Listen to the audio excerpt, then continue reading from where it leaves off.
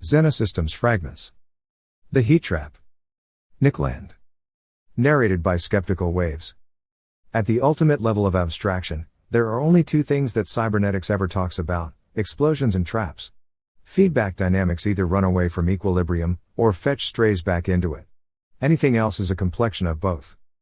The simmering furor around anthropogenetic global warming assumes a seething mass of technical and speculative cybernetics, with postulated feedback mechanisms fueling innumerable controversies, but the large-scale terrestrial heat trap that envelops it is rarely noted explicitly.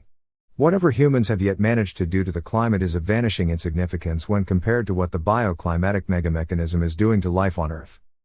Drawing on this presentation of the Earth's steadily contracting biogeological cage, Ugo Bardi zooms out to the shadowy apparatus of confinement. The Earth's biosphere, Gaia, peaked with the start of the Phanerozoic Age, about 500 million years ago. Afterwards, it declined. Of course, there is plenty of uncertainty in this kind of studies, but they are based on known facts about planetary homeostasis. We know that the sun's irradiation keeps increasing with time at a rate of around 1% every 100 million years. That should have resulted in the planet warming up, gradually, but the homeostatic mechanisms of the ecosphere have maintained approximately constant temperatures by gradually lowering the concentration of CO2 in the atmosphere. However, there is a limit: the CO2 concentration cannot go below the minimum level that makes photosynthesis possible, otherwise Gaia dies. So, at some moment in the future, planetary homeostasis will cease to be able to stabilize temperatures. When we reach that point, temperatures will start rising and, eventually, the Earth will be sterilized. According to Frank et al., in about 600 million years from now the Earth will have become too hot for multicellular creatures to exist.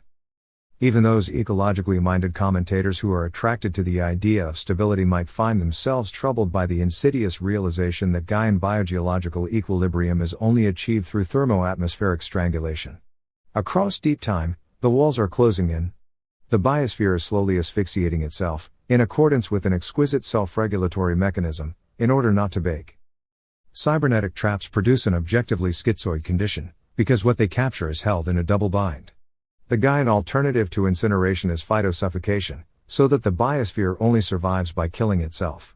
If the human species were entirely extinguished tomorrow, the harshness of this double bind would not be relieved by an iota. There are no realistic eco-salvation narratives in play. We can be quite confident that the mechanism works in the way outlined. The long-range reduction of atmospheric CO2 to a trace gas strongly suggests that no alternative thermoregulation dial has been available to the biosphere over the last half billion years. This same phenomenon indubitably supports the principal AGW contention that CO2 is a significant greenhouse gas, at least over long time scales, since it clearly has been identified as a thermoregulator molecule by the biogeological machine. A demonstrated option for suffocation indicates a highly constrained adaptation landscape. These concessions to the climate consensus do not dismiss its basic error, or failure of vision. The devotees of Gaia, however calm their analysis, are aligning themselves with a death trap. Reversing the long-range reduction of atmospheric CO2 is the overwhelming priority of terrestrial life, and any solution that does not recognize this is merely repairing a slow suicide machine. This type of understanding is sheer blindness. Escaping the Gaian death grip will require planetary re-engineering on a colossal scale, inevitably involving some combination of raising the Earth's albedo, constructing orbital IR filters, dual purposing of space elevators as planetary heat drains, changing the Earth's orbit, admittedly, a serious challenge. Other stuff, suggestions please.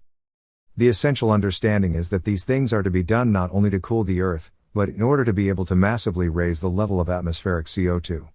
The reduction of CO2 to a trace gas is already a disaster, which anthropomorphic influence affects in an essentially trivial way. Humanity, at worst, is messing with the mechanics of the death machine.